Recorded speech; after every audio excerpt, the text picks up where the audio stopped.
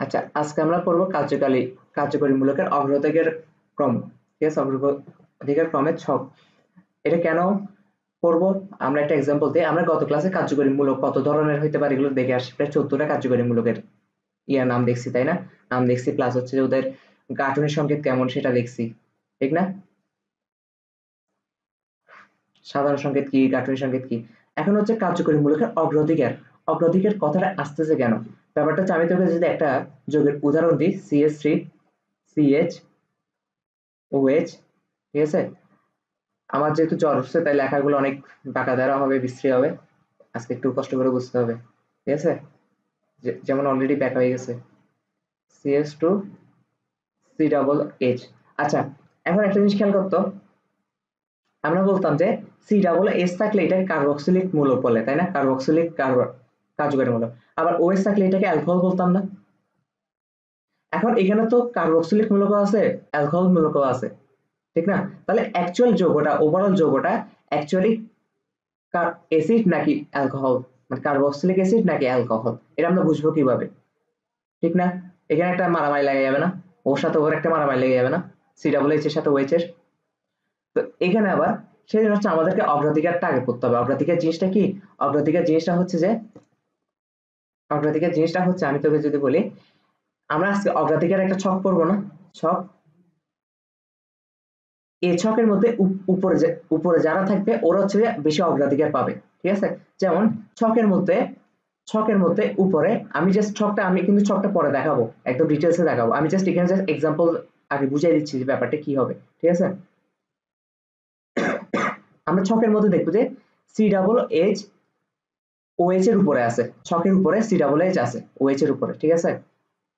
তার মানে অগ্রাধিকার কে বেশি পাবে? CH পাবে না? তাহলে আমরা বলতে পারবো এই যৌগটা হবে কার্বক্সিলিক অ্যাসিড, ঠিক আছে? এই যৌগটা হবে, এই ফুল যৌগটা হবে কার্বক্সিলিক অ্যাসিড ধরনের, কার্বক্সিলিক অ্যাসিড ধরনের। ওকে, মানে ব্যাপারটা বুঝছস তো কেন অগ্রাধিকার জিনিসটা করতে হবে? কার্বক্সিলিক অ্যাসিড ধরন। এখন কথা হচ্ছে যে, এখন একটা জিনিস খেয়াল কর, এখানে দুইটাই কিন্তু কার্যকরী মূলক। CH কার্যকরী মূলক, OH কার্যকরী মূলক, কিন্তু এখন অগ্রাধিকার পাইছে CH, কারণ CH ছকের মধ্যে আমরা যখন ছকটা দেখবো তখন দেখবো যে OH এর উপর CH থাকে। এই ছকটা দেখে আমরা বুঝতে পারবো যে CH বেশি অগ্রাধিকার পাবে, সেজন্য পুরো যৌগটা হবে কার্বক্সিলিক অ্যাসিড ধরনের, অ্যালকোহল ধরনের হবে না। তাহলে অ্যালকোহলটা কি তাইলে? ঠিক না? ওএইচটা তাহলে তখন কি হিসেবে ইউজ হবে? যেটা বেশি অগ্রাধিকার পাবে ওটাকে আমরা বলবো মেইন কার্যকরী মূলক। যেটা বেশি অগ্রাধিকার পাবে এটাকে আমরা কি বলবো? ওটাকে আমরা কি বলবো? মেইন কার্যকরী মূলক, ঠিক আছে? মেইন কার্যকরী মূলক। আর যেটা অগ্রাধিকার পাবে না সেটা হবে প্রতিস্থাপক। যেটা অগ্রাধিকার পাবে না সেটা হবে কি? প্রতিস্থাপক। এটাকে আমরা কি বলবো তখন? এটাকে তখন আমরা কার্যকরী মূলক বলবো না, এটাকে আমরা বলবো প্রতিস্থাপক, ঠিক আছে? প্রতিস্থাপক। এই জিনিসটা বুঝাতে পারছি কিনা বলতো? আমি এখানে যদি নোট করে দিই, ছকে CH উপরে থাকে OH এর, ঠিক আছে? উপরে থাকে, তাই অগ্রাধিকার CH পাবে। অগ্রাধিকার CH পাবে। বুঝতে পারছি কিনা ব্যাপারটা বলতে একটু? ওকে, আমি যদি আরেকটা এক্সাম্পল দিই, যত এক্সাম্পল দেখবো তাহলে তত ক্লিয়ার হবে, ঠিক না? আমি আরেকটা এক্সাম্পল নিলাম। আরেকটা এক্সাম্পল ধর, আমি নিলাম CH3, তারপর হচ্ছে যে CH, তারপর এখানে ধর একটা, আমি কি লাগানো যায়, এখানে একটা অ্যামোনিয়া লাগাই দিই, ঠিক আছে? তারপর এখানে CH লাগাই দিই, দেখ আমি তোকে বলবো ব্যাপারটা, এটা তুই সলভ করবি, ঠিক আছে? এখানে একটা লাগাই দিই, ক্লোরিন লাগাই দিই। তারপর এখানে আছে CH2, এখানে CHO লাগাই দিই। এখানে কার্যকরী মূলক আমি তোকে বলে দিই, ক্লু দিয়ে দিচ্ছি। কার্যকরী মূলক CHO, আবার অ্যামিনো, আবার ক্লোরিনো, তিনটাই কিন্তু কার্যকরী মূলক, ঠিক না? তিনটা যদি সিঙ্গেল হিসেবে থাকতো একটা যোগের মধ্যে, শুধু ওরাই থাকতো, তখন ওরা কিন্তু কার্যকরী মূলক হিসেবে কাজ করতো। কিন্তু এখন ব্যাপারটা কি হয়েছে, একটা যোগের মধ্যে তিনটা একসাথে আছে, ঠিক না? তিনটা একসাথে আছে, এখন কোনটা বেশি অগ্রাধিকার পাবে তখন আবার এখানে আমাদের হিসাব করা লাগবে, ঠিক আছে? যেটা অগ্রাধিকার পাবে ওটাকে বলবো মেন কার্যকরী মূলক, আর বাকি সবগুলো হয়ে যাবে প্রতিস্থাপক, ঠিক আছে?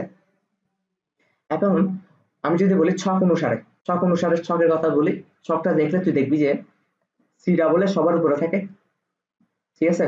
আচ্ছা এখানে তো সিএচও, সিএচও উপরে থাকবে, ক্লোরিন আর অ্যামোনিয়া নিচে থাকবে সিএচও। তাহলে দেখি বলতো মেইন কার্যকারী মূলক কোনটা? সিএচও। তাহলে যৌগটা কি ধরনের হবে? অ্যালডিহাইড ধরনের। Very good. কার্যকরী মূলক। মেইন কার্যকরী মূলকটাকে কখনো মেইন লিখতে হয় না, মেইন ওয়ার্ডটা লিখতে হয় না। মেইন ওয়ার্ডটা আমি তখন লিখছি কেন? বোঝার সুবিধার্থে। কারণ কেন? মেইন কার্যকরী মূলক যদি ও হয়ে যায়, বাকি দুইটা তার কার্যকরী মূলক থাকবে না, প্রতিস্থাপক হয়ে যাবে। তার মানে কার্যকরী মূলক তখন একজনই থাকে, সেটা হচ্ছে সিএচও বা সি ডবল এইচ। এই যৌগটাতে সি ডবল এইচ আর এই যৌগটাতে সিএচও, ঠিক না? তাহলে কি আমাদেরকে আবার বলতে হবে, আলাদা করে বলতে হবে এটা যে মেইন কার্যকরী মূলক? অবশ্যই না। কারণ কেন? কার্যকরী মূলক তো তখন আবার একটা হয়ে যাবে, যেটা অগ্রাধিকার পেয়েছে সেইটাই কাউন্ট হবে। ঠিক আছে, তার মানে এটাকে বলবো কার্যকরী মূলক। আর বাকি দুটাকে কি বলবো দেখি বলতো? প্রতিস্থাপক।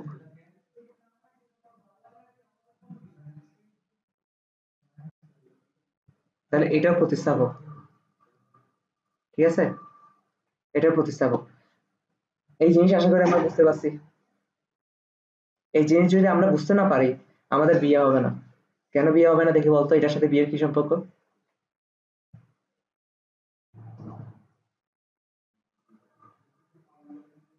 হ্যাঁ, ভেরি গুড।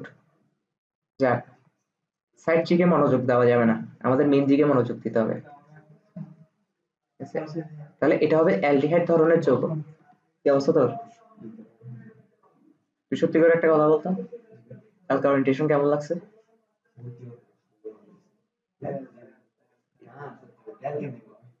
তোরা তো বেশি তেল না দিস। হ্যালো, হ্যালো, হ্যাঁ শুনতেছস? আচ্ছা, তাহলে এই জিনিসটা তো বুঝছস তাই না? তাহলে এখন হচ্ছে কার্যকরী মূলকগুলো আমরা একটা ছক করব, ঠিক আছে? ছক করে যেটা উপরে থাকবে সেটা অগ্রাধিকার বেশি পাবে, অধিকার বেশি পাবে। আর যেটা নিচে থাকবে এগুলো হচ্ছে সাইড চিক, ঠিক আছে? না, সক্রিয়তার বেশটা এটা মুখস্থ করতে হবে, ঠিক আছে? আমি আমি যেভাবে লিস্ট করে দিব সেভাবে, আর আমি কয়েকটাতে স্টার মার্ক দিয়ে দিব, শুধু স্টার মার্ক গুলো করলেই হবে, ঠিক আছে?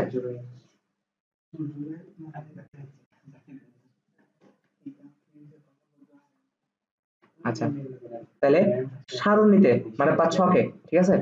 সারণীতে বা ছকে, সারণীতে সারণীতে বা ছকে উপরে যে উপস্থিত থাকবে মূলকের অগ্রাধিকার তত বেশি হবে, ঠিক আছে? এটাকে কিভাবে লেখা যায়? অপেক্ষাকৃত অপেক্ষাকৃত উপর অবস্থিত মূলকের অগ্রাধিকার বেশি। তো উপরে অবস্থিত মূলকের অগ্রাধিকার বেশি। অগ্রাধিকার বেশি। তার একটু দাঁড়া, এটার সাথে একটা ইম্পর্টেন্ট কথা আছে, একটু দাঁড়া।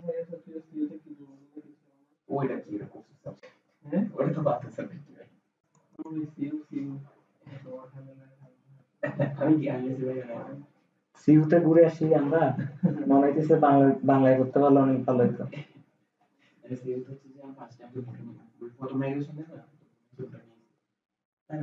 আচ্ছা, তাহলে আমি শুরু করতেছি। আচ্ছা, মূলকের সংকেত, মূলকের নাম আর প্রতিস্থাপক হিসেবে নাম। ব্যাপারটা কি হচ্ছে, এখানে আমি মূলকের নামগুলা দিব, যে মূলকটা উপরে থাকবে তার অগ্রাধিকার বেশি। প্রথম কথা হচ্ছে এটা। সেকেন্ড কথা হচ্ছে যে মূলকের নামটা হচ্ছে যে, আমি যদি বলি ও যখন মেইন মূলক হিসেবে কাজ করবে, কার্যকরী মূলকের মেইন কার্যকরী মূলক হিসেবে কাজ করবে, তখন জৈব যৌগের নামকরণটা যখন করব, তখন মূলকের নাম হবে এই লিস্টে যেগুলো হবে সেগুলা, ঠিক আছে? আর যখন প্রতিস্থাপক হিসেবে কাজ করবে, তখন এই লিস্ট এই তালিকায় যে নামগুলো দিব ওই নাম হিসেবে কাজ করবে যখন জৈব যৌগের নামকরণ করবো আমরা, ঠিক আছে? তাহলে আমরা জৈব যৌগের নামকরণ যেহেতু এখনো পড়ি নাই, আর আমরা আস্তে আস্তে পড়বো, তাই এই ব্যাপারে আপাতত বেশি মাথা ঘামানোর দরকার নেই। জাস্ট মনে রাখবি যে জৈব যৌগের নামকরণে যদি প্রতিস্থাপক হিসেবে কাজ করে মূলকটা, তখন ওর নাম হবে এটা, আর মেইন কার্যকরী মূলক হিসেবে কাজ করলে ওর নাম হবে এটা, ঠিক আছে? তাহলে সব থেকে উপরে থাকে কে বলতো? লিডার, একদম লিডার, ঠিক আছে? সি ডবল এইচ, ও সবার উপরে, তার মানে ওর উপরে কেউ নেই। ও যে ওর কোন একটা যোগের মধ্যে আছে, ও অটোমেটিক সবার থেকে অগ্রাধিকার বেশি পাবে, তাই না? ওর নাম তখন কি হবে? ও যখন মেইন মূলক হিসেবে থাকবে তখন ওর নাম হবে কার্বক্সিল মূলক। কি হবে? কার্বক্সিল মূলক। ঠিক আছে। আর প্রতিস্থাপক হিসেবে যখন কাজ করবে তখন কি হবে? প্রতিস্থাপক হিসেবে যখন কাজ করবে তখন নরমালি প্রতিস্থাপক হিসেবে কাজ করার কোনো চান্স নাই, বাট বাই চান্স কোনো কারণে, কারণ আমরা কেমিস্ট্রি বলতে কি বুঝি? খালি ব্যতিক্রম, খালি ব্যতিক্রম, খালি ব্যতিক্রম, তাই না? ব্যতিক্রম কোন একটা কারণে যদি ও প্রতিস্থাপক হিসেবে কাজ করে তখন ওর নাম হবে কার্বক্সি। একটু বুঝাতে পারছি কিনা বলতো? এটা স্টার মার্ক, স্টার মার্ক দিয়ে দিছি, তার মানে এগুলো তো পড়তে হবে, জাস্ট স্টার মার্ক বলে পড়লে হবে। ঠিক আছে। এরপর হচ্ছে SO3H। ঠিক আছে, এটা স্টার মার্ক দিব না, এটা না পড়লেও চলে। হ্যাঁ, তবে অ্যাডমিশনের ক্ষেত্রে আসতে পারে, অ্যাডমিশনে তো মোটামুটি সব পড়লে ভালো, ঠিক না? একাডেমিকে আসবে না, এটা শিওর। হ্যাঁ, এটাকে এটাকে বলা হয় মূলকের নাম। যখন মেন মূলক হিসেবে থাকবে তখন ওকে বলা হয় সালফোনিক অ্যাসিড মূলক। ঠিক আছে, সালফোনিক অ্যাসিড মূলক। আর এই মূলকটা কখনো প্রতিস্থাপক হিসেবে কাজ করে না, বুঝতে পারছি? তারপর হচ্ছে CONH2। ঠিক আছে, এটাকে বলা হয়, এটা যখন মেন মূলক হিসেবে কাজ করবে তখন এটাকে বলা হয় অ্যাসিড অ্যামাইড মূলক। অ্যাসিড, তুই কি আমার কথা শুনতেছিস নাকি ব্যাকগ্রাউন্ড থেকে সাউন্ড আসতেছে? ব্যাকগ্রাউন্ড থেকে কি সাউন্ড আসতেছে বেশি? ঠিক আছে, অ্যাসিড অ্যামাইড মূলক। ঠিক আছে, যখন মেন মূলক হিসেবে কাজ করবে। আর যখন প্রতিস্থাপক হিসেবে কাজ করবে তখন এটাকে বলা হয় কার্বামোইল। ঠিক আছে, যখন প্রতিস্থাপক হিসেবে কাজ করবে এটাকে কি বলবো? কার্বামোইল। তাহলে আমি যদি এখন একটা এক্সাম্পল দেখাই দিই তাহলে তোর ব্যাপারটা ফুল ক্লিয়ার হয়ে যাবে। ঠিক আছে, তোর একটা যৌগ বলি, একটা যৌগের উদাহরণ দিই আমি। প্রশ্নটা তোকে আমি ছুঁড়ে মারবো, তোর মুখের উপর ছুঁড়ে মারবো। ঠিক আছে, CH3 CH CH2 COOH। ঠিক আছে, ধর এটার সাথে যুক্ত আছে CONH2। ঠিক আছে, এই যৌগটাতে মানে দেখি বলতো, মানে এই যৌগটা কি ধরনের হবে?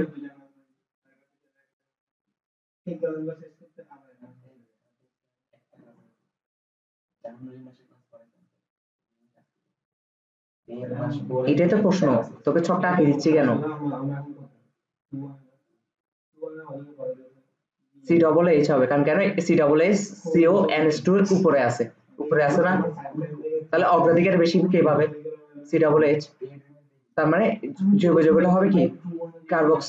কার্বক্সিলিক অ্যাসিড ধরনের। ঠিক আছে, তার মানে কার্যকরী মূলক হিসেবে কাজ করবে কোনটা? COOH। আর এটা কাজ করবে কি হিসেবে? প্রতিস্থাপক হিসেবে। বুঝতে পারছি? তার মানে ছকটার মেইন কাজ কি বুঝতে পারছো? এখন যখন COOH মেইন কার্যকরী মূলক হিসেবে কাজ করবে তখন যৌগের যখন নামকরণ করব তখন আমরা এটা বসাবো। ঠিক আছে, কার্বক্সিলিক মূলক। আবার যখন যৌগের মধ্যে তো এটাও আছে, এটা আছে না? এটার নামকরণ কি এটা বসাবো? অবশ্যই না, আমরা বসাবো কোনটা? এটা, কার্বামোইল। কেন? প্রতিস্থাপক হিসেবে যখন কাজ করবো তখন যৌগের নামকরণে ওর নামটা এইভাবে বসবে। এখন নামকরণ কি এটা আমরা আস্তে আস্তে পড়বো, এখন না। ঠিক আছে, আগে বেসিক ক্লিয়ার করে নেই। তো মানে এখন ব্যাপারটা ফুল ক্লিয়ার হয়েছে কিনা বলতো একটু? আচ্ছা, তারপর হচ্ছে যে, তারপর আসে যে এটা ইম্পর্টেন্ট, ইম্পর্টেন্ট। ঠিক আছে,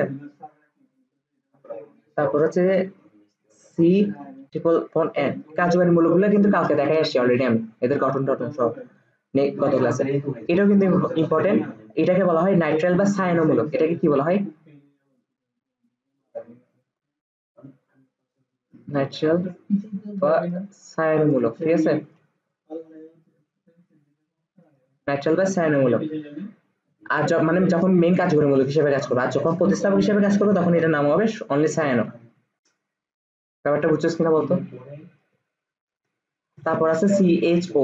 তারপর আসে কি বলতো? CHO। দেখি এটা তুই বল, এটা কি? অ্যালডিহাইড। ঠিক আছে, তাহলে মেইন কার্যকরী মূলক হিসেবে কাজ করলে এটার নাম হবে অ্যালডিহাইড মূলক। অ্যালডিহাইড মূলক। আর যদি প্রতিস্থাপক হিসেবে কাজ করে তখন এটা হবে ফরমাইল। ঠিক আছে, তুই কোন কোন জায়গায় ভুল করবে আমি জানি, ওই জায়গাগুলো আমি ধরে দেবো একটু পর। ঠিক আছে, আমি কি কখনো ভুল ধরি? আমি জানি কোন জায়গায় ভুল করবি, ঠিক আছে। তারপর হচ্ছে CO, এটাকে কি বলা হয়? এটাকে বলবো কীটনমূলক। যখন মেন কার্যকরীমূলক হিসেবে কাজ করবে এটাকে বলবো কীটনমূলক। আর যদি কোনো কারণে প্রতিস্থাপক হিসেবে কাজ করে, কখন প্রতিস্থাপক হিসেবে কাজ করবে? যখন একটা জৈব যৌগের মধ্যে আরেকটা কার্যকরীমূলক থাকবে যেটা লিস্টে ওর উপরে আছে, যেমন এর আগের গুলো ওর উপরে আছে, ঠিক আছে, কীটনমূলক। তারপর এটা যদি প্রতিস্থাপক হিসেবে কাজ করে এটার নাম হবে অক্সো বা কিটো। এটার নাম কি হবে? অক্সো বা কিটো। এগুলো নোট করে ফেলিস, সাথে সাথে পড়ে ফেলিস, নাহলে কিন্তু পড়া অনেক মারা খাবি। ওকে, তারপর হচ্ছে OH, ঠিক আছে। এটাকে কি বলতাম? অ্যালকোহলীয় মূলক। মেন মূলক হিসেবে অ্যালকোহলীয় মূলক, ঠিক আছে। আর এটাকে বলবো, এর প্রতিস্থাপক হিসেবে বলবো হাইড্রোক্সি, ঠিক আছে। হাইড্রোক্সি প্রতিস্থাপক হিসেবে কাজ করলো। এখন তুই ভুলটা কোথায় করবি জানোস? এখন তো তোকে আমি বলে দিলাম কোনটা কি কার উপরে আছে, কি আছে না আছে, কিন্তু তুই যখন করতে যাবি, ঠিক আছে, কি করতে যাবি, প্রবলেম প্রবলেম সলভ করতে যাবি, তুই এই জায়গায় ভুল করবি। সেটা হচ্ছে এই তিনটার ক্ষেত্রে। কোন তিনটার ক্ষেত্রে? অ্যালডিহাইড, এই যে অ্যালডিহাইড আর কিটোন আর অ্যালকোহল, এই তিনটার মধ্যে তুই যখন গুলাই ফেলবি, ঠিক আছে, গুলাবি বলতে কেমন, কারণ এটা তোর মাথায় সবসময় কাজ করবে যে সেম ছিল, কোনটা আগে ছিল কোনটা পরে ছিল, এটা গুলাই ফেলবি, ঠিক আছে। আমি বলি কখন গুলাবি, ধর একটা যৌগ আগেরটাই কপি করে আনি, কপি করে,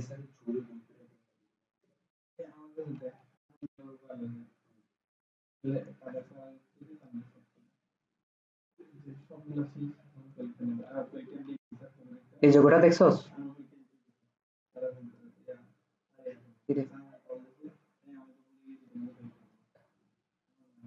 কাজ করতে পারতেছি না কেন? ধর নতুন করে লিখি, ঠিক আছে। আচ্ছা, CH3 CH, ঠিক আছে, CH2 CHO, এখানে আছে অ্যালকোহল, আর এটা হচ্ছে অ্যালডিহাইড। যখন এরকম সিচুয়েশনে পড়ে যাবি অ্যালকোহল, অ্যালডিহাইড আর কিটোনের মধ্যে, তখনই তুই গুলাই ফেলবি, ঠিক আছে, এটা আমি জানি। এখন এটা যদি গুলাই না ফেলোস, সেজন্য কি করতে হবে, কোনটা অগ্রাধিকার পাবে এটা যদি গুলাইতে না চাস, আমি একটা ছন্দ শিখিয়ে দিচ্ছি। এটা শুধু এই তিনটার ক্ষেত্রে, ঠিক আছে। ছন্দটা তো আমি বলে গেছি রে, দাঁড়া। হ্যাঁ, ঠিক আছে, আমি যদি তোকে বলি, আগে এই জিনিসটা মুছে দিচ্ছি, এই জিনিসটা তো লাগবে না, না?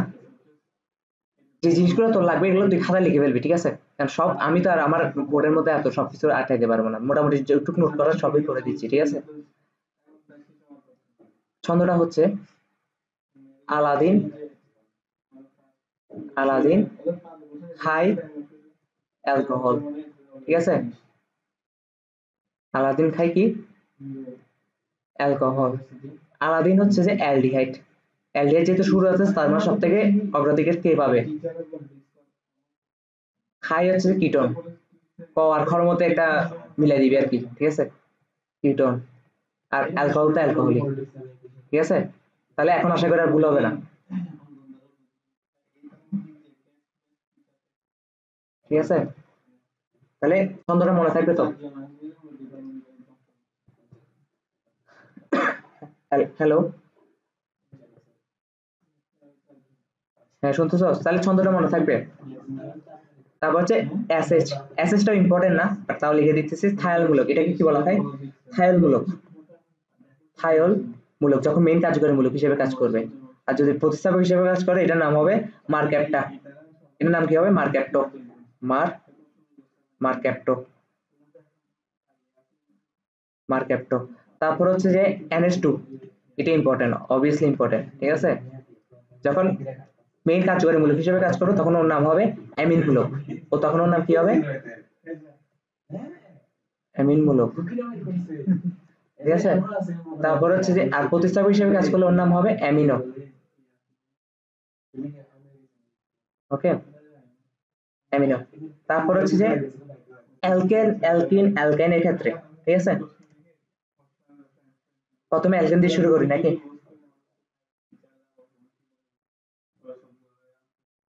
আচ্ছা, অ্যালকেনে নাই, অ্যালকেন নাই, ঠিক আছে, কার্যকরীমূলক অ্যালকেন কিন্তু নাই, অ্যালকিন থেকে শুরু, অ্যালকিন আর অ্যালকেন আছে, ঠিক আছে। তাহলে এটা কি দেখি বলতো, অ্যালকিন নাকি অ্যালকেন আছে দেখি বলতো। অ্যালকিন আছে, আর ও যখন মেন কার্যকরী মূলক হিসেবে কাজ করবে ওর নামটা হবে অ্যালকিন মূলক, ঠিক আছে। যখন এটা আমরা নামকরণ পড়বো তখন অ্যালকিন মূলক কি বোঝাচ্ছে এটা আমরা পড়ে বলবো, ঠিক আছে। জাস্ট আপাতত এটা মনে রাখ, মেন কার্যকরী মূলক হিসেবে নাম কাজ করলে ওর নাম হচ্ছে অ্যালকিন মূলক, আর যদি প্রতিস্থাপক হিসেবে কাজ করে জাস্ট নামের শেষে ইন যুক্ত হবে, ঠিক আছে। তারপর হচ্ছে তারপর তারপর কি আসবে, তারপর আসবে যে অ্যালকাইন, তাই না? এটাও ইম্পর্টেন্ট, অ্যালকাইন। তাহলে মেন কার্যকরী মূলক হিসেবে কাজ করলে অ্যালকাইন মূলক, একদম ইজি কথা, অ্যালকাইন মূলক। আর যদি প্রতিস্থাপক হিসেবে কাজ করে তখন ওর নাম হবে ইয়া, দেখি বলো ওর নাম কি হবে, আইন, আইন। তারপর হচ্ছে যে ও আর, দেখি বলতো এটা কোন কার্যকরী মূলক, ভুলে গেছিস তো আমি জানি, স্ট্যান্ডার্ড, এটা ইথার, ঠিক আছে। ইথার হচ্ছে কি, এই যে ও এখানেও আর হবে, ওকে। তাহলে ইথার, এটা হচ্ছে ইথার মূলক, তো ইথার মূলক হচ্ছে, এটা মুছে দিই পর আবার নোট খাতায় ভাববে যেটা কি লিখছিলাম, কার জন্য লিখছিলাম, ঠিক আছে। তাহলে এটা হবে কি হবে, ইথার মূলক হবে। আর প্রতিস্থাপক হিসেবে কাজ করলে তখন ওর নাম কি হবে, অ্যালকক্সি, ঠিক আছে। প্রতিস্থাপক হিসেবে কাজ করলে ওর নাম তখন কি হবে, অ্যালকক্সি। তারপর হচ্ছে যে ক্লোরিন, এটাও ইম্পর্টেন্ট, ইথার ইম্পর্টেন্ট, ক্লোরিনটা আবার ইম্পর্টেন্ট না, ঠিক আছে। ক্লোরিনও কিন্তু মূলকের নাম, কার্যকরী মূলক হিসেবে কাজ করে, ঠিক আছে। যদি মেন কার্যকরী মূলক হিসেবে কাজ করে তখন ওর নাম হয় ক্লোরাইড মূলক। মেন কথাটা আসলে বলা লাগে না, কেন বলা লাগে না, কারণ যখন ও মেন হিসেবে কাজ করতেছে তখন কার্যকরী মূলক হিসেবে অনলি সেই কাজ করতেছে, বাকি সব প্রতিস্থাপক হয়ে যায়, ঠিক আছে। ক্লোরাইড মূলক, বেসিক জিনিসগুলো আমি বারবার রিপিট করে দিচ্ছি, ঠিক আছে। আর ও যখন প্রতিস্থাপক হিসেবে কাজ করবে ওর নাম হবে ক্লোরো। ঠিক সেম আর ব্রোমিনও আছে, ব্রোমিনও কার্যকরী মূলক হিসেবে কাজ করে, তখন ওকে বলা হয় ব্রোমাইড মূলক, ব্রোমাইড মূলক, ঠিক আছে। ব্রোমাইড মূলক হলে লেখা আজকে বৃষ্টি হচ্ছে কেন হচ্ছে বলছি, আমার ব্যালেন্স করা খুবই কঠিন হচ্ছে। ব্রোমো, প্রতিস্থাপক হিসেবে কাজ করলে কি হবে, ব্রোমো। আর আরেকটা আছে NO2, ঠিক আছে, এটা আবার ইম্পর্টেন্ট। এটাকে বলা হয় মেন কার্যকরী মূলক হিসেবে কাজ করলে তখন এটাকে বলা হয় নাইট্রো মূলক, নাইট্রো মূলক। আর যখন প্রতিস্থাপক হিসেবে কাজ করবে তখন অনলি নাইট্রো, ঠিক আছে। তাহলে কে অগ্রাধিকার বেশি পাবে, আর অগ্রাধিকার বেশি পেলে ওর কার্যকরী মূলক হিসেবে কাজ করলে ওর নাম যখন নামকরণ করার সময় কি নাম দিব, আর প্রতিস্থাপক হিসেবে কাজ করলে কি নাম দিব, এগুলো ফুল ক্লিয়ার কিনা, মানে বুঝছস কিনা? ক্লিয়ার তো না, ক্লিয়ার কখন বলবি, যখন তোর শিখা হয়ে যাবে, ঠিক আছে। ক্লিয়ার তো না, কিন্তু কথা হচ্ছে কি বুঝার দিক দিয়ে ক্লিয়ার কিনা ব্যাপারটা। আর আমরা কি বলছিলাম, আমরা ক্লাসের ফাঁকে ফাঁকে কি করব, যোগের নাম না সংকেত করব, ইম্পর্টেন্ট সংকেত, ঠিক আছে,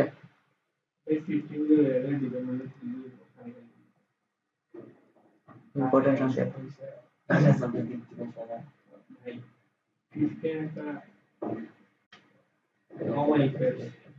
হ্যাঁ শুনতেছ, আচ্ছা। তাহলে ইম্পর্টেন্ট সংকেত, ইম্পর্টেন্ট সংকেত আজকে আমরা কি কি করবো, কয়েকটা পড়ি, ঠিক আছে।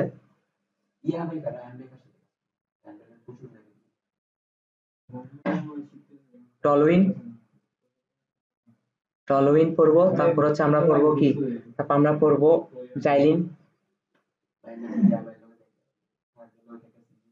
জাইলিন, তারপর আমরা পড়বো মেসিটাইলিন, ঠিক আছে, মেসিটাইলিন। টলুইনকে আমরা, টলুইনকে আমরা সংকেতটা লিখবো, প্রথম বেঞ্জিন এঁকে দিব, ঠিক আছে, বেঞ্জিন এঁকে দিব, বেঞ্জিন এঁকে দিয়ে প্যারা পজিশনে একটা CH3 লাগাই দিব, ঠিক আছে, এটা টলুইন। আমরা ওই দিন বেঞ্জিনের পজিশন দেখছিলাম না, পম পম পম, POM, POM, এম, ও হচ্ছে অর্থ, এম হচ্ছে মেটা, পি হচ্ছে প্যারা। জাইলিন হচ্ছে যে দুইটা প্যারা পজিশনে CH3 থাকবে, ঠিক আছে। যখন পরীক্ষা নেবে এখান থেকে প্রশ্ন মাস্ট আসবে, ধরে নিয়ে এমসিকিউ আসবে, ঠিক আছে। সিএস3 এটা হচ্ছে জাইলিন, দুইটা প্যারা পজিশনে, সেই জন্য জাইলিনকে আবার কি বলা হয় জানো? জাইলিনকে বলা হয় প্যারাজাইলিন, প্যারাজাইলিন। আর মেসিটাইলিনের সংকেত হচ্ছে পাকার মতন, বেঞ্জিন আঁকবো, বেঞ্জিন আঁকার পর প্যারা পজিশনে থাকবে একটা সিএস3, তারপর হচ্ছে প্যারা অর্থ মেটা, মেটাতে থাকবে আরেকটা সিএস3, আবার অর্থতে থাকবে আরেকটা সিএস3। মোট কথা এখন থেকে সংকেতটা লেখার ক্ষেত্রে অভ্যাস করে ফেল। সিএসটি টা এভাবে লিখবি না, সিএসটি টা কিভাবে লিখবি? বন্ড সবসময় কার্বনের সাথে থাকে না, তাহলে H3C লিখবি, বুঝতে পারছি আমি?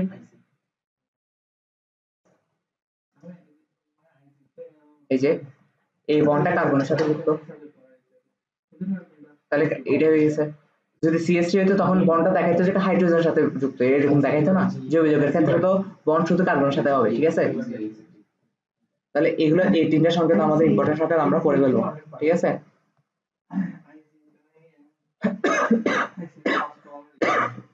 বুঝিনি, বুঝছস? আচ্ছা, তাহলে তোকে আমি একটা কাজ করি, ঠিক আছে, বাকি অর্ধেক আমি 10:30 থেকে পড়াই, ফ্রি থাকবি কিনা বল?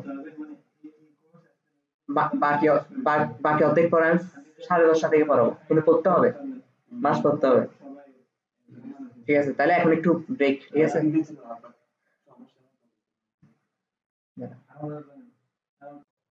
নামকরণে ঢুকবো, ঠিক আছে। তো নামকরণে যেহেতু ঢুকতেছি আমাদেরকে, আমি বলি নামকরণ কি দরকার আমাদের, জৈব যৌগের নামকরণ কি কেন দরকার, ঠিক আছে। প্রথম কথা হচ্ছে জৈব যৌগের নামকরণ এই কারণে দরকার, জৈব যৌগের নামকরণ, জৈব যৌগ 80 লক্ষটা আছে, তাই না? একটু আগে আমরা কত ক্লাসগুলোতে বলছি 80 লক্ষ জৈব যৌগ আছে। এখন সব জৈব যৌগের, এখন যদি আলাদা আলাদা নাম শিখি আমরা, ঠিক আছে, আলাদা আলাদা যদি একটা একটা জৈব যৌগের নাম শিখি, 80 লক্ষের নাম শিখি, তাহলে আমাদের দুনিয়ার কিছু মনে রাখতে হবে না, আমাদের শুধু জৈব যৌগের নাম মনে রাখলে হবে, ঠিক আছে। তখন তো আমরা আমাদের বাপ মার নামও ভুলে যাবো, ঠিক আছে, বাপ মার নামও মাথায় থাকবে না। হ্যাঁ, রেকর্ড অন করছি। তখন তো আমাদের বাপ মার নামও মনে থাকবে না, শুধু জৈব যৌগের নাম মনে করতে করতে চলে যাবে, তাই না? তো বিজ্ঞানীরা সময়ের কালে কালে জৈব যৌগের নামকরণ করার একটা পদ্ধতি বের করছে। পদ্ধতি বলতে কি, আমরা জৈব যৌগটা স্ট্রাকচার দেখে আমরা বলে ফেলতে পারবো এটার নাম কি হবে, ঠিক আছে। বুঝতে পারছি? তাহলে আমরা এখন পড়বো জৈব যৌগের নামকরণ, জৈব যৌগের নামকরণ, ঠিক আছে।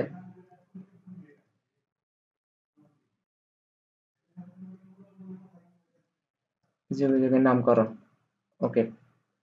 এখন কথা হচ্ছে যে জৈব যৌগের নামকরণের জন্য তিনটা পদ্ধতি আছে। কয়টা পদ্ধতি? তিনটা পদ্ধতি। এক নম্বর পদ্ধতি হচ্ছে সাধারণ পদ্ধতি, এক নম্বর পদ্ধতি হচ্ছে সাধারণ পদ্ধতি। সাধারণ, আজকে লেখা একটু বিশ্রী হবে আমি বলছিলাম, ঠিক আছে, কারণ আমি এখনো নড়তে পারতেছি না ঠিক করে। তারপর হচ্ছে উদ্ভূত বা জাত পদ্ধতি, ঠিক আছে, জাত পদ্ধতি। তিন নাম্বার হচ্ছে যে আন্তর্জাতিক পদ্ধতি বা ইউপেক পদ্ধতি, ঠিক আছে। এটাকে বলা হয়, তিন নাম্বারটাকে বলা হয় জেনেভা, হ্যাঁ, আইউপ্যাক, জেনেভা বা আন্তর্জাতিক বা আইউপ্যাক পদ্ধতি, ঠিক আছে, ঠিক, বা আইউপ্যাক পদ্ধতি, ঠিক আছে। এখন আমার কথা হচ্ছে যে এখানে পদ্ধতি তিনটা কেন, যে কোনো একটা পদ্ধতি পড়লে কি হয়, ঠিক আছে। আমরা নরমালি লাস্টে জেনেভা বা আন্তর্জাতিক বা আইউপ্যাক পদ্ধতিটা হচ্ছে একদম মনোযোগ লাগায় পড়বো। এই প্রথম দুইটা একটু কম মনোযোগ লাগায় পড়বো। কেন কম মনোযোগ লাগায় পড়বো? কারণ এই সাধারণ পদ্ধতি দিয়ে যখন দেখতেছে যে সব জৈব যৌগের নামকরণ করতে পারতেছে না, তখন আপডেটেড পদ্ধতি বেরিয়েছিল উদ্ভূত বা জাত পদ্ধতি। এই পরবর্তীতে যখন দেখছে উদ্ভূত বা জাত পদ্ধতি দিয়েও সবগুলো জৈব যৌগের নামকরণ করা পসিবল হচ্ছে না, তখন বেরিয়েছে যে আন্তর্জাতিক বা আইউপ্যাক পদ্ধতি, ঠিক আছে। তার মানে আমরা অবশ্যই আইউপ্যাক পদ্ধতিটা পড়লেই হচ্ছে, আইউপ্যাক পদ্ধতিটা পড়লেই হচ্ছে, ঠিক আছে। তাহলে আমরা সাধারণ পদ্ধতি, উদ্ভূত বা জাত পদ্ধতি কেন পড়বো ভাই? এই কারণে পড়বো, কারণ অ্যাডমিশনে মাঝে মাঝে প্রশ্ন আসে এই যৌগটার সাধারণ পদ্ধতির নামকরণ কি। এই যৌগটার উদ্ভূত জাত বা জাত পদ্ধতির নামকরণ কি, ঠিক আছে, তখন আমরা আটকে যাবো গা, ঠিক আছে। তা আমরা কি করবো, আমাদের তো দরকার নেই রিস্ক নেওয়ার, আমরা সবগুলোই করবো। তবে আমি আবারও বলতেছি, জেনেভা বা আন্তর্জাতিক বা আইবিএ পদ্ধতিটা হচ্ছে আমাদের মেইন পদ্ধতি, আমরা মেইনলি ওইটাই মনে রাখার ট্রাই করবো, ঠিক আছে। আর হ্যাঁ, এখন সাধারণ পদ্ধতি আর জাত পদ্ধতি দেখে এই দুইটা জিনিস তোদের কঠিন লাগতে পারে, এই দুইটা জিনিস কঠিন লাগতে পারে, কেন কঠিন লাগতে পারে, এই দুইটা জিনিস একদম পারফেক্টলি রুলস মানে নাই, এই দুইটা জিনিস একদম পারফেক্টলি রুলস মানে নাই। এখন রুলস যখন মানে নাই, তখন তার মানে একটু ঝামেলা হবে না নামকরণ করা।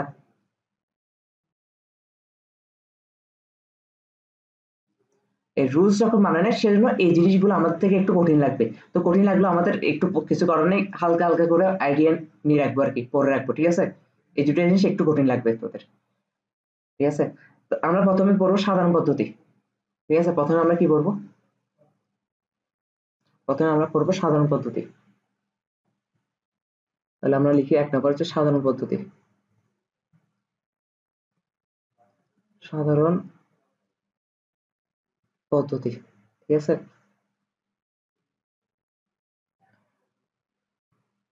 সাধারণ পদ্ধতি, প্রথমত সাধারণ পদ্ধতি কাকে বলে এটা লিখে ফেলি, ঠিক আছে। আচ্ছা, এটা এটা না লিখলে চলে, কারণ পদ্ধতি না ইয়া তো আসে না, ঠিক না। এটা নিয়ে কয়েকটা তথ্য দিই। এটা হচ্ছে জৈব যৌগ নামকরণ প্রথম পদ্ধতি বা শুরুর দিকের পদ্ধতি, ঠিক আছে। একদম বিজ্ঞানের প্রথম দিকে যে পদ্ধতিটা বের করছে ওইটা হচ্ছে সাধারণ পদ্ধতি। তো এটাকে বলা হয় প্রথম পদ্ধতি বা শুরুর দিকের পদ্ধতি, ঠিক আছে। শুরুর দিকের পদ্ধতি, শুরুর দিকের পদ্ধতি। সেকেন্ড অফ অল, এই সাধারণ পদ্ধতি দিয়ে অনলি অ্যালকেন আর অ্যালকোহল আছে না, ওদের নামকরণ করা পসিবল হয়েছে, ঠিক আছে। অ্যালকেন এবং অ্যালকোহলের নামকরণ করা পসিবল হয়েছে। অ্যালকোহলের নামকরণ সম্ভব হয়েছে, ঠিক আছে। নামকরণ সম্ভব, এখানে রাইট চিহ্ন দিছি আমি, রাইট চিহ্ন মানে পজিটিভ, ওকে। আর সাধারণ পদ্ধতির নামকরণটা অ্যাকচুয়ালি ডিগ্রি দিয়ে হিসাব করা হয়, ঠিক আছে। ডিগ্রি হিসাব করা হয়, আমি ব্যাপারটা বুঝিয়ে দিচ্ছি। ডিগ্রি হিসাব করা হয় বলতে কি বোঝাচ্ছে, ডিগ্রি হিসাব করা হয়। অন্তত এটা তো জানতে পারছি যে অ্যালকেন সমগোত্রের মধ্যে যে যৌগগুলো পড়বে আর অ্যালকোহল সমগোত্রের মধ্যে যে যৌগগুলো পড়বে ওগুলো আমরা নামকরণ করতে পারবো এই পদ্ধতি দিয়ে, তাই না। সমগোত্র মানে কি আমি বুঝাই দিছিলাম গত ক্লাসে। অ্যালকেন সমগোত্রের মধ্যে কয়েকটা যৌগ বলতো, মিথেন, ইথেন, প্রোপেন, বিউটেন, সবগুলো তো অ্যালকেন। ঠিক সেম ভাবে অ্যালকোহল সমগোত্রের মধ্যে কয়েকটা যৌগের নাম বলতে বলে, methanol, ethanol, propanol, butanol, whatever. আমরা ডিগ্রি জিনিসটা কি এটাও গত ক্লাসে বুঝাই দিয়ে আসছিলাম, মনে আছে কিনা দেখতো একটু। ডিগ্রি পড়াইছিলাম না, ভুলে গেছোস, তাই আমি এখানে হালকা করে আবার একটু রিমাইন্ড দিচ্ছি, ঠিক আছে। ডিগ্রি জিনিসটা কি, যৌগের কার্যকরী মূলক যে কার্বনের সাথে যুক্ত থাকে, সেই কার্বনটা কয়টি কার্বনের সাথে যুক্ত আছে তাই হলো ডিগ্রি সংখ্যা, মনে আছে। তাহলে একটু পর যদি ব্যাপারগুলো রিমাইন্ড করি, খাতার মধ্যে তো রিমাইন্ড থাকে, তাহলে ব্যাপারগুলো তো পড়া হয়ে যাবে, ঠিক আছে। আর ডিগ্রি ব্যাপারটা আমি আবার রিমাইন্ড করে দিচ্ছি। যোগের কার্যকরী মূলক, যোগের কার্যকরী মূলক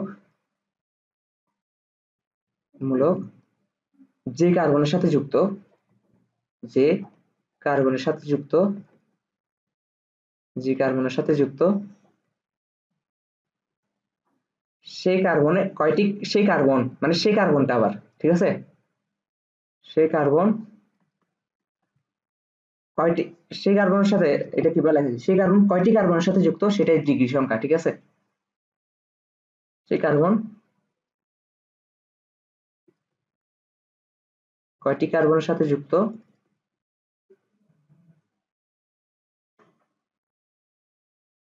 সেটাই ডিগ্রি সংখ্যা, ঠিক আছে।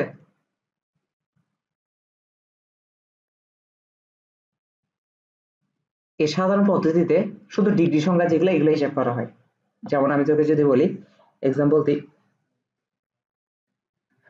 হ্যাঁ, আচ্ছা, সাধারণ পদ্ধতিতে এখন কিভাবে লেখা যায় এটা? আজকে যত মাথায় কাজ করতেছে না, এখন কিভাবে নোট করে দিব? সাধারণ সাধারণ পদ্ধতি হচ্ছে, সাধারণ পদ্ধতিতে ডিগ্রি হিসাব করা হয় যদি 1 ডিগ্রি হয়, ঠিক আছে? যদি 1 ডিগ্রি হয়, 1 ডিগ্রি হলে নামের শুরুতে n বসবে। নামের শুরুতে কি বসবে?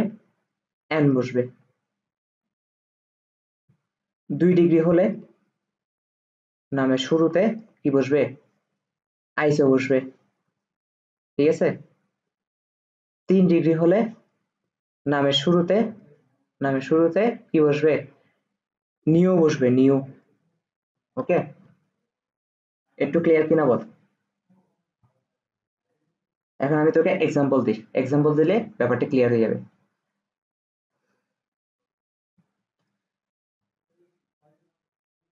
এক্সাম্পল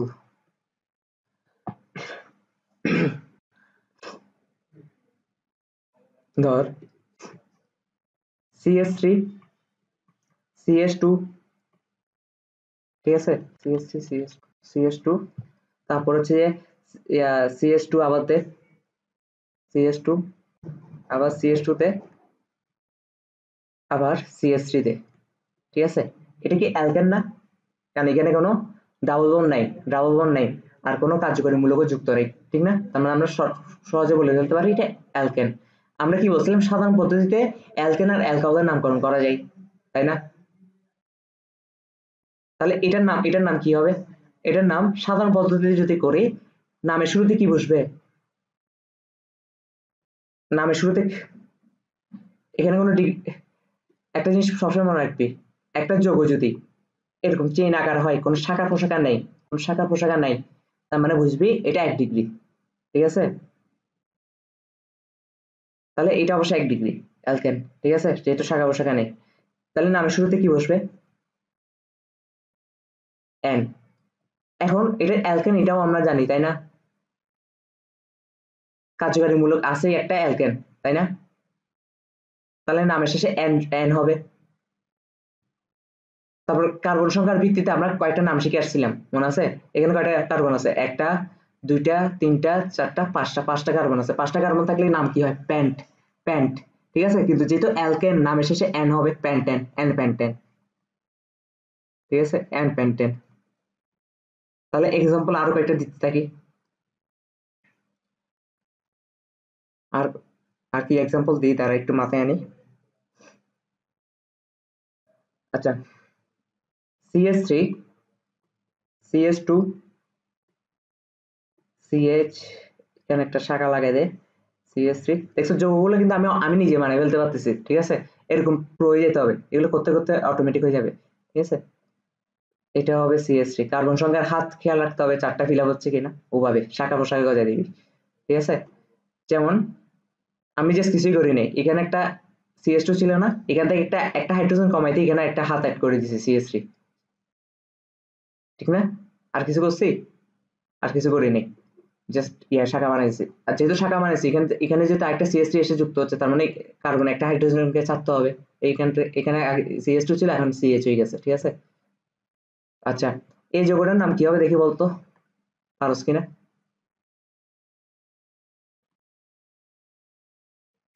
দেখ, এখানে এখানে শাখা হিসেবে কিছু না কিছু একটা তো কাজ করতেছে, তাই না?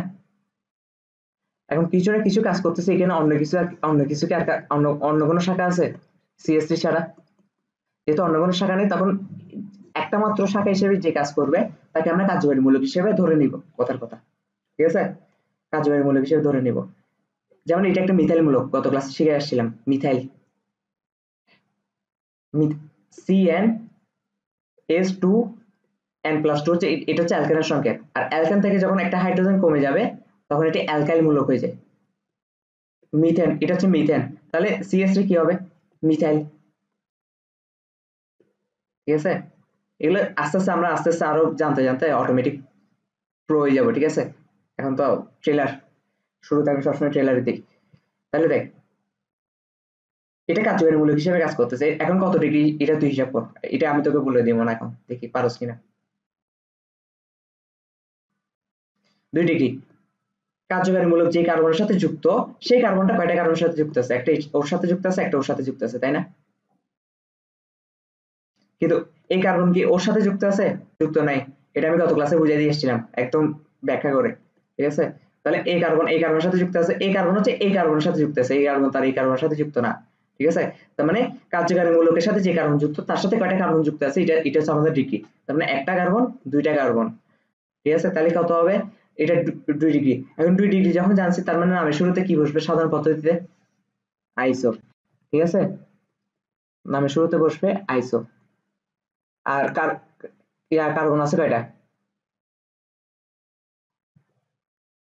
5টা।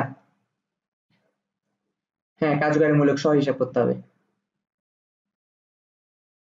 5টা না? কারণ এটা তো অ্যাকচুয়ালি কার্যকারী মূলক ছিল না রে, এটা তো আমরা ধরে নিয়েছি, ধরার মধ্যে পার্থক্য আছে, ঠিক আছে? তাহলে আইসোপ্যান্টেন, বুঝতে পারছি যে অ্যালকেন কেন, কারণ এখানে কোনো ডাবল বন্ড নাই, আবার কোনো কার্যকারী মূলক ওভাবে নেই। আচ্ছা তুই একটা কথা বল, তোকে একটু আগে যে কার্যকারী মূলকগুলো পড়াই দিয়ে আসছি, এই যে কার্যকারী মূলক পড়াই দিয়ে আসছি, এখানে এখানে কোনো কারণে মিথাইল ছিল? মিথাইল ছিল? দেখতো কোনো কারণে মিথাইল আছে কিনা? মিথাইল নেই। তাহলে মিথাইল যেহেতু নাই না, তাহলে নামকরণে কি মিথাইল ওয়ার্ডটা ইউজ হবে? ওইটা জাস্ট ডিগ্রি ডিগ্রি হিসাব করার জন্য, অ্যালকেনের ডিগ্রি হিসাব করার জন্য আমরা জাস্ট সাময়িক সময়ের জন্য এটাকে কার্যকরী মূলক হিসেবে ধরে নিয়েছিলাম, ডিগ্রিটা হিসাব করার জন্য, ঠিক আছে? কিন্তু এখানে অ্যাকচুয়ালি কোনো কার্যকরী মূলক নাই, সেজন্য আইসো প্যান্টেন, প্যান্টেনটা প্যান্টেন বসে গেছে, কার্বন সংখ্যা ইয়াটাও কাউন্ট করা হয়েছে, কারটা মানে শাখার মধ্যে যেটা আছে বা কার্যকরী মূলক হিসেবে যেটা ধরছিলাম ওইটার কার্বনটাও কাউন্ট করা হয়েছে। ওকে, তাহলে আমরা মোটামুটি অ্যালকেন নিয়ে কয়েকটা উদাহরণ দিয়ে পেলাম, এখন অ্যালকোহল দিয়ে দুই একটা উদাহরণ দিয়ে পেলে এটা ক্লিয়ার হয়ে যাবে, ঠিক আছে? আচ্ছা তারা ওটা আরেকটু আগায় ফেলি। হ্যাঁ, তো কার্বন CH3, এটার নাম তুই দিবি, CH3, CH3, তারপর হচ্ছে কি CH3, দেখি বলতো এটার নাম কি?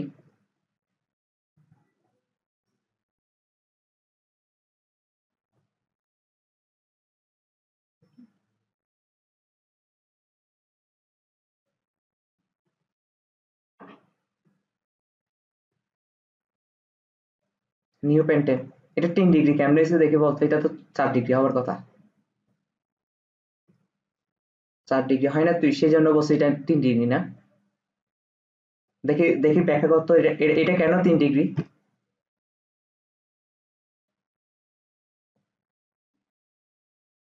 হ্যাঁ বল। হ্যাঁ, মোট কথা যে কোনো একটা কার্যকারী, যে কোনো একটাকে তো কার্যকারী মূলক ধরতে হবে ডিগ্রি হিসাব করার জন্য। তো যে কোনো একটাকে ধরলে তো তখন একটা অটো অটো কমে যাচ্ছে, ঠিক না? তখন ওই ওই মূলকটার সাথে যে কার্বনটা যুক্ত ওই কার্বনের সাথে কয়টা আছে, যেমন ধর আমি যদি এটাকে আপাতত কার্যকারী মূলক হিসেবে ধরে নিই, তাহলে কার্যকারী মূলকের সাথে কার্বন যুক্ত আছে এটা, আর এই কার্বনের সাথে এই কার্বন, এই কার্বন আর এই কার্বন যুক্ত আছে, 3টা। তার মানে এটার নাম কি হবে? New pentane. তাহলে সাধারণ নামকরণ আশা করি বুঝতে পারছস। হ্যাঁ, সাধারণ নামকরণ এর থেকে কঠিন আসবে না এগুলো, ঠিক আছে? কারণ এগুলা ফাউ, ফাউ বলতে এগুলো নিয়ম কানুন ঠিক নেই।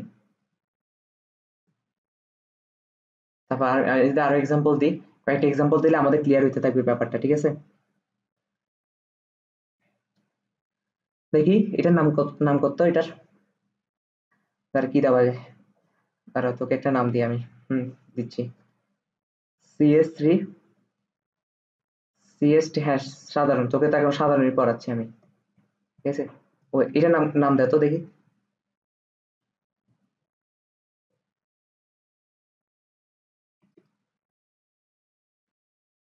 সাধারণ পদ্ধতিতে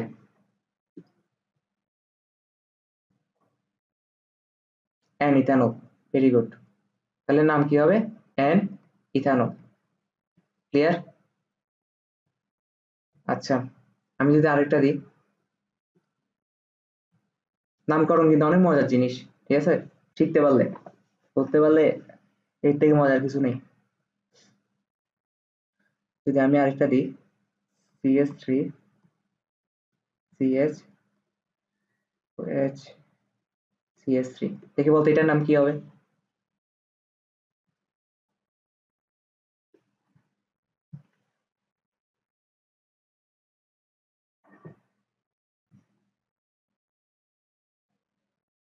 আইসোপ্রোপানল,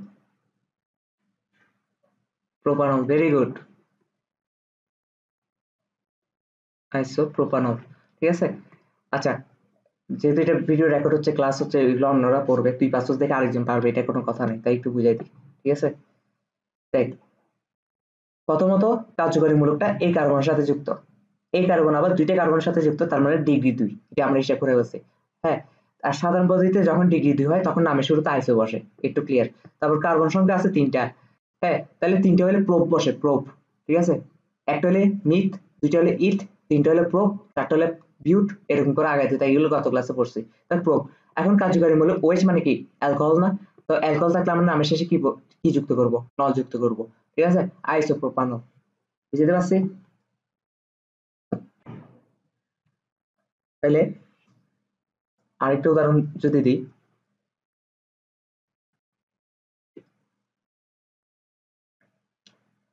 আরেকটা উদাহরণ কি দেওয়া যায়? আচ্ছা,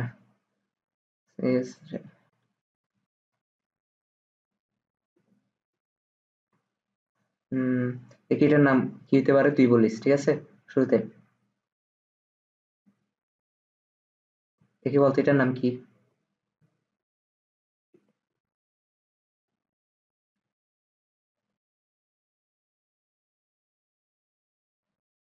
নিওবিউটানল, ভেরি গুড। তাহলে সাধারণ পদ্ধতির নামকরণ আমরা মোটামুটি শিখে ফেলছি কিনা বলতো একটু? শিখে ফেলছি না?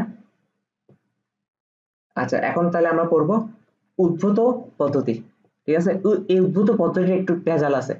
ঠিক আছে, এটা একটু ভেজাল আছে হালকা এটাতে, কারণ মোটামুটি এগুলো আসলে রুলস মানে না, তো সেই জন্য জাস্ট এটা আমরা অ্যাডমিশনের জন্য এগুলো একটু গুরুত্ব সহকারে পড়তে হবে আর কি। যদি বাই চান্স দিতে যে উদ্ভূত পদ্ধতিতে নামকরণ করো, তখন তো ধরা খাই যাবি। ঠিক আছে, এমনি ইয়া কিন্তু সহজ, কি সহজ বলতো? আইপের পদ্ধতি কিন্তু অনেক সহজ। আমি আট আট নয়টা রুলস লিখে দিব, স্টেপ ওয়াইজ রুলস লিখে দিব, ওই আট নয়টা রুলস এর মধ্যে সব পড়বে।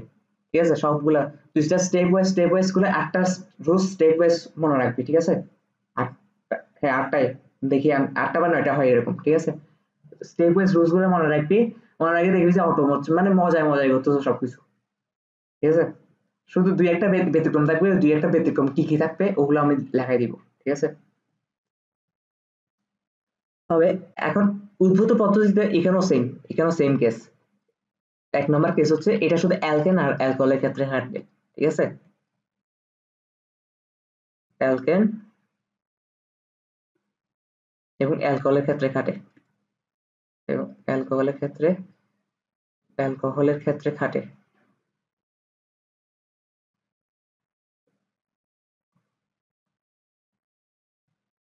ওকে, আচ্ছা, এটা হচ্ছে এক নাম্বার। অ্যালকেনের ক্ষেত্রে খাটাবার সময় আমাদেরকে একটা রুলস মনে রাখতে হবে। ঠিক আছে, অ্যালকেন অ্যালকেনের ক্ষেত্রে যখন খাটাবো, তখন আমাদের রুলসটা হচ্ছে যে এই পদ্ধতিতে সকল অ্যালকেনকে মিথেনের জাতক হিসেবে নামকরণ করা হয়। ঠিক আছে, এই পদ্ধতিতে সন্তুষ্ট? যদিও যদিও কি বলছি তোর মাথার উপর দিয়ে গেছে আমি জানি, যতক্ষণ না বুঝাই দিব, আপাতত শুনতে থাক। এই পদ্ধতিতে সকল অ্যালকেনকে মিথেনের জাতক হিসেবে নামকরণ করা হয়। সকল অ্যালকেনকে অ্যালকেনকে মিথেনের জাতক হিসেবে মিথেনের জাতক হিসেবে কি করা হয়? নামকরণ করা হয়। ঠিক আছে,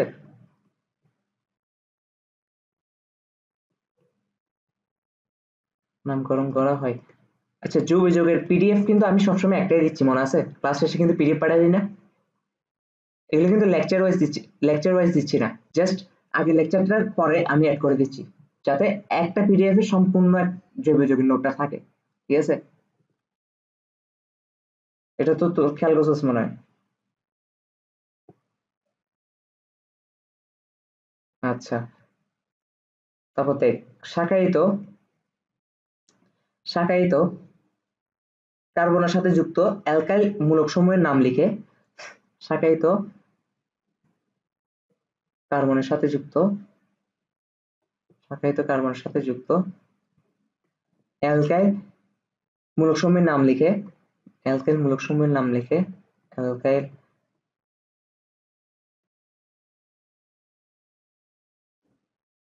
মূলকসমূহের নাম লিখে তার শেষে মিথেন শব্দটি যোগ করা হয়। ঠিক আছে, তার শেষে মিথেন শব্দটি যোগ করা হয়। আমি কিন্তু সব নোট করে দিচ্ছি, এগুলা কোথাও পাবি না। ঠিক আছে, যেমন একটু পর যখন এক্সাম্পলটা দেখাবো তখন বুঝবি যে আমি এটা কি নোট করা দিছি।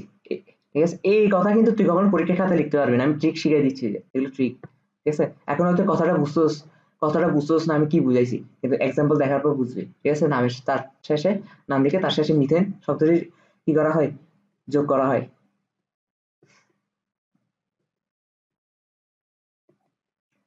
এখন ভাই এক্সাম্পল কি, এক্সাম্পল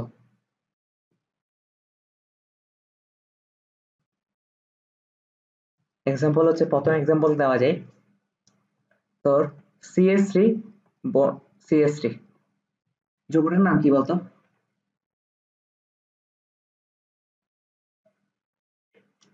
ইথেন, নরমালি ইথেন, তাই তো? এখন এটা নামকরণ করার সময় তো নামটা কিভাবে করতে হবে আমি বলি, এটা ঝামেলা আছে। ঠিক আছে, একটু ঝামেলা আছে এটা। এখান থেকে যদি প্রশ্ন একটু ঘুরে দেয় তখন পারবি না, এটা আমি জানি। আর এখান থেকে প্রশ্ন ঘুরাবে না, কারণ এগুলো নরমালি ওরাও জানে যে এগুলা মানে যেভাবে রুলস দিছে এই রুলস গুলা ঠিক না। ঠিক আছে, তো নরমালি কয়েকটা উদাহরণ দিব, এখান থেকে চলে আসবে। প্রথমে আমাদের পদ্ধতিটা কি বলছে, এই পদ্ধতিতে সকল অ্যালকেনকে মিথেনের জাতক হিসেবে নামকরণ করা হয়। হ্যাঁ, এই লাইনটা একটু পরে বুঝাচ্ছি। শাখায়িত কার্বনের সাথে যুক্ত অ্যালকাইল মূলক সমূহের নাম লিখে তার শেষে মিথেন শব্দটি যোগ করা হয়। ঠিক আছে, আমরা যে কোনো একটা মানে কি বলবো, যে কোনো একটা এখান থেকে যে কোনো একজনকে আমরা কি ধরে নিবে জানোস? এই যে কোনো একজন, এই যে বক্স করে দিলাম না, দেখতেছস? যে কোনো একজনকে আমরা মিথেন নাম দিয়ে দিব। কি নাম দিয়ে দিব? মিথেন। ওর নামটা আমরা কি যেমন ওকে দিলাম মিথেন, মিথেন দিলাম না? এখন এই মিথেনের সাথে যুক্ত আছে কে বলতো? এই মিথেনের সাথে যুক্ত আছে এটাকে কি বলা হয়? মিথাইল। তার মানে এই যৌগটার নাম কি? Methyl methane. এটা পাচ্ছস তো? Methyl methane.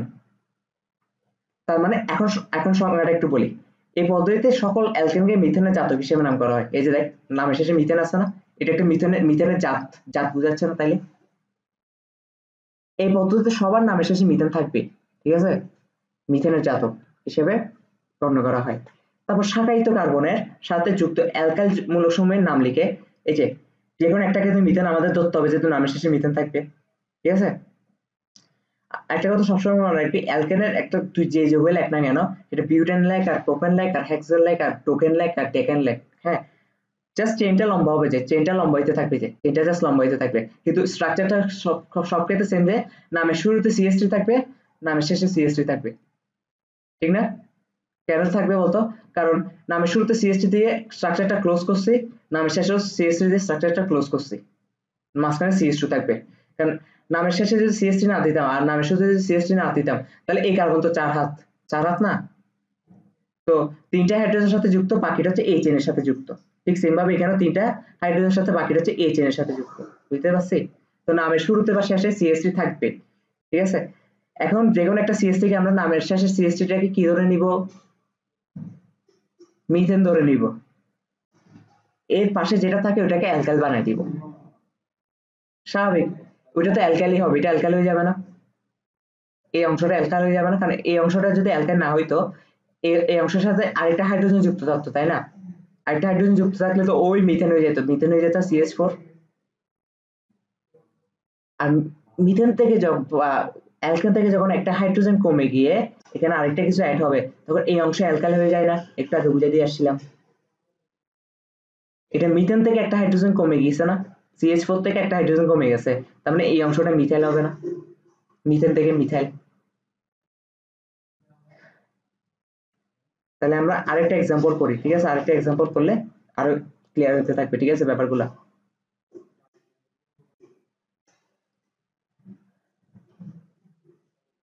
CH3 CH CH3 CH3, হ্যাঁ আচ্ছা এই যৌগটার নাম কি হবে? এই যৌগটার নাম আবার একটু ব্যতিক্রম, ঠিক আছে, সেই জন্য এই নাম পদ্ধতিতে একটু ঝামেলা আছে, ঠিক আছে, জাস্ট দেখতে থাক কি হয়। এটার নাম হবে আবার, এটার নাম হবে দেখ, মাঝখানে যে কার্বনটা থাকবে না, মাঝখানে যে কার্বনটা থাকবে, এই কার্বনটা কয়টার সাথে যুক্ত আছে এটা আমাদের হিসাব করতে হবে, ঠিক আছে। এই কার্বনটা কয়টা কার্বনের সাথে যুক্ত আছে, মানে আমি বলি মাঝখানে বলতে তুই বুঝবি কেমনে মাঝখানে আছে, ব্যাপারটা হচ্ছে এটা না, ব্যাপারটা হচ্ছে যে কার্বন থেকে শাখা বেরিয়েছে, দেখতো একমাত্র শাখা বেরিয়েছে কোন কার্বন থেকে, এই কার্বন থেকে না, এখানে এখানে একটা এখানে একটা এখানে একটা এখানে একটা শাখা বেরিয়েছে এই কার্বন থেকে না, এই কার্বনটা কয়টা কার্বনের সাথে যুক্ত আছে এটা আমাদের হিসাব করতে হবে, কয়টা কার্বনের সাথে যুক্ত আছে দেখে বলতো, তিনটার সাথে, ঠিক আছে। তাহলে আমরা লিখে ফেললাম ট্রাই, সেটার নামের শুরুতে কি হবে, ট্রাই, ট্রাই মানে কি তিন, ট্রাই। এখন একটা জিনিস খেয়াল কর,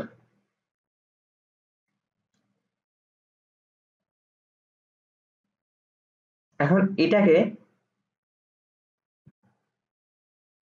যে কোনো একটা নাম মিথেন দিয়ে দিতে হবে না, তাহলে আমরা কোনটার নাম মিথেন দিব দেখি বল।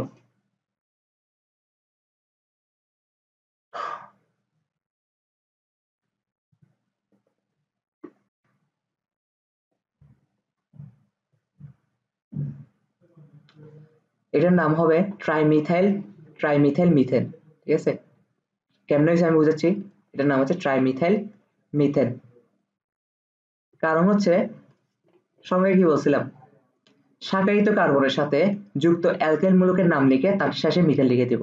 এখানে শাকায়িত কার্বন এটা না, ওরই তো শাখা গজাইছে, এই শাকায়িত কার্বনের সাথে যুক্ত আছে কোনটা, মিথাইল মূলক না, অ্যালকেন মূলকের সাথে যুক্ত আছে বলতে গেলে সবগুলো মিথাইল না, শাকায়িত কার্বনের সাথে কয়টা মিথাইল যুক্ত আছে, এক দুই তিন, তিনটা না,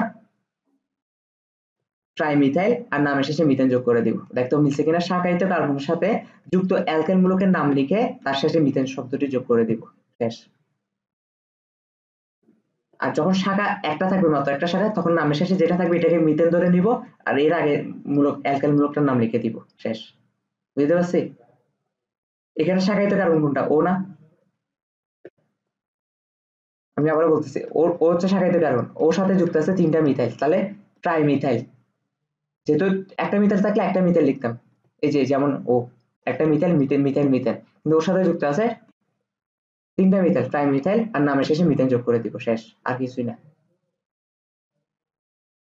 বুঝতে পারছি কিনা বলতো একটু, আরো এক্সাম্পল পড়ি আমরা, আর এক্সাম্পল পড়ি, আর এক্সাম্পল হচ্ছে দাও, এটা এটা তুই করবি, CH3 CH2 CH3, দেখি বলতো এই যৌগটার নাম কি হবে, উদ্ভূত পদ্ধতিতে এই যৌগের নাম কি হতে পারে,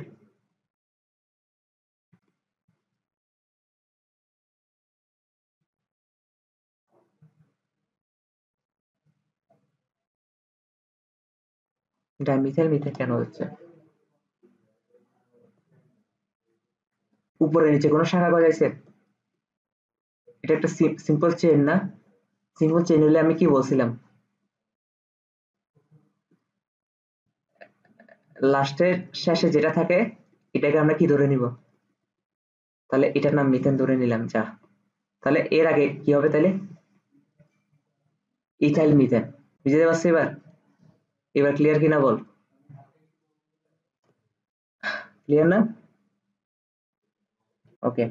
তাহলে অ্যালকেনের গুলা দেখছি মোটামুটি, হ্যাঁ এখান থেকে তেমন প্রশ্ন আসবে না, ঠিক আছে, সেই জন্য ওভাবে গুরুত্ব দিচ্ছি না আমি, হুদায় পাইকা টপিকে গেছে লাভ নেই, ঠিক না। এখন হচ্ছে অ্যালকেনেরটা যেহেতু দেখছি, এখন হচ্ছে অ্যালকোহলেরটা দেখবো, অ্যালকোহলের কয়েকটা উদাহরণ পড়ে বললে তাহলে আমাদের হয়ে যাবে। অ্যালকোহল, আচ্ছা অ্যালকোহল কি বলতেছে, এই পদ্ধতিতে সকল অ্যালকোহলকে মিথাইল অ্যালকোহলের জাতক বিবেচনা করা হয়। একটু আগে মিথেনের জাতক বিবেচনা করা হয়েছে না অ্যালকেনের ক্ষেত্রে, অ্যালকোহলের ক্ষেত্রে সবগুলা কার জাতক হিসেবে গণনা করো, মিথাইল অ্যালকোহলের জাতক হিসেবে বিবেচনা করা হয়। ঠিক আছে, আমি ব্যাপারটা লিখে দিচ্ছি, পুরো পদ্ধতি সেম থাকবে। ঠিক আছে, তাহলে কি বলতেছে, তাহলে বলতেছে যে এই পদ্ধতিতে সকল অ্যালকোহলকে মিথাইল অ্যালকোহলের জাতক হিসেবে বিবেচনা করা হয়। ঠিক আছে, আগেরটাতে আমরা কি বলছিলাম, এই পদ্ধতিতে সকল অ্যালকেনকে মিথেনের জাতক হিসেবে নামকরণ করা হয়, তাই না? তার মানে আমরা নামের শেষে মিথেন লাগাই দিতাম না, এখানে আমরা নামের শেষে কি লাগাবো, মিথেন অ্যালকোহল লাগাবো, শেষ, এটাই পার্থক্য। ঠিক আছে, তবে এখানে একটা পার্থক্য, নামটা আরেকটু ইজি করার জন্য মিথাইল অ্যালকোহলকে সংক্ষেপে কার্বিনল ডাকা হয়। সংক্ষেপে কি ডাকা হয়, কার্বিনল। তাহলে আমরা নামের শেষে মিথাইল অ্যালকোহল এত বড় নাম না বলে শুধু নামের শেষে কার্বিনল বলে দিব। ঠিক আছে, মিথাইল অ্যালকোহলকে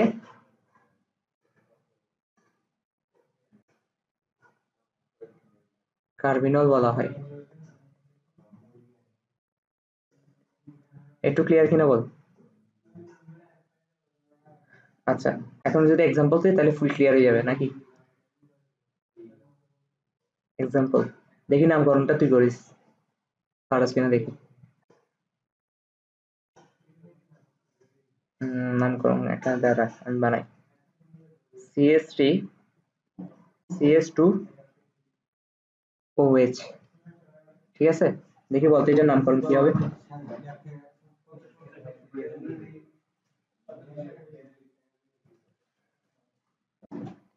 মিথাইল অ্যালকোহলকে জাতক হিসেবে ধরতে হবে, এই জায়গায় বুদ্ধি খাটাতে দেখি। মিথাইল অ্যালকোহলকে, শুধু অ্যালকোহলকে জাতক হিসেবে ধরতে বলা নেই, মিথাইল অ্যালকোহলকে জাতক হিসেবে ধরতে বলছে।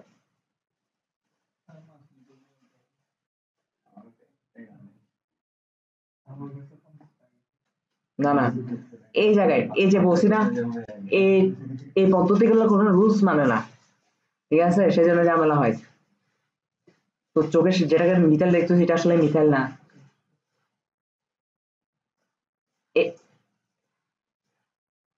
হ্যাঁ, CH2OH টাকে মিথাইল ধরবে লাস্টের দিকে, মানে OH এর সাথে যেটা যুক্ত থাকবে না, ওইটাকে আমরা মিথাইল মিথাইল অ্যালকোহল বলবো।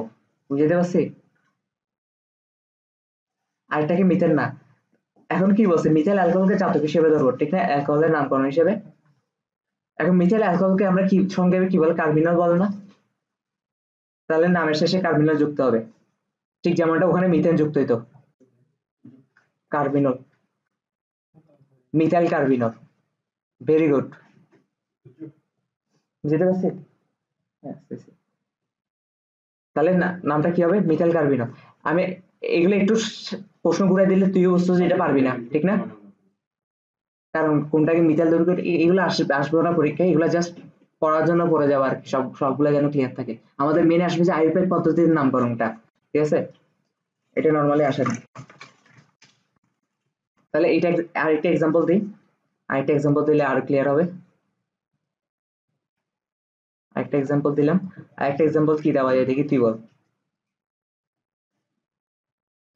দিতে পারবি না? আচ্ছা, CH3 CH2 CH2OH। ঠিক আছে, দেখি এটার নামকরণ করতো, এটা তো পারার কথা।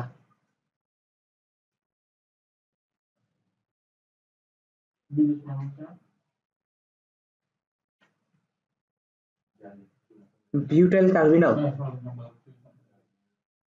Ethyl carbinol. ভেরি গুড, তাহলে এটার নাম কি, এটার নাম হচ্ছে ইথাইল কার্বিনল। Ethyl carbinol. ব্যাপারটা কি হয়েছে, আমি একটু শর্ট রিভিউ দিই, ঠিক আছে। OH টা যেটার সাথে যুক্ত থাকবে, ওই ওই যে কার্বনের সাথে যুক্ত থাকবে ওই কার্বনটা সহ এটাকে বলবো মিথাইল অ্যালকোহল। ঠিক আছে, আর মিথাইল অ্যালকোহলকে সংক্ষেপে কার্বিনল বলে। আর এটা যেহেতু জাতক হিসেবে ইউজ হচ্ছে, আমরা কি জানি জাতক হিসেবে যেটা ইউজ হবে, এটা ডাইরেক্ট সরাসরি নামের শেষে বসে যাবে। তো কার্বিনল নামটা নামের শেষে বসে গেছে। বাকি আছে কি, দুইটা সি অ্যালকাইল মূলক হিসেবে বসবে, তাই না, নামকরণ হিসেবে।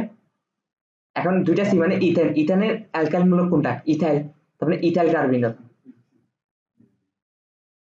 ঠিক যেমনটা CH2OH টা এ কার্বনের সাথে যুক্ত আছে, এ পুরাটা মিলে মিথাইল অ্যালকোহল বা কার্বিনল হয়ে যাবে, আর বাকি অংশ আছে অ্যালকাইল মূলক। এই অ্যালকাইল মূলকটাকে তো, যেটা একটা কার্বন মূলক অ্যালকাইল মূলক, তার মানে এটাকে মিথাইল বলে, শেষ।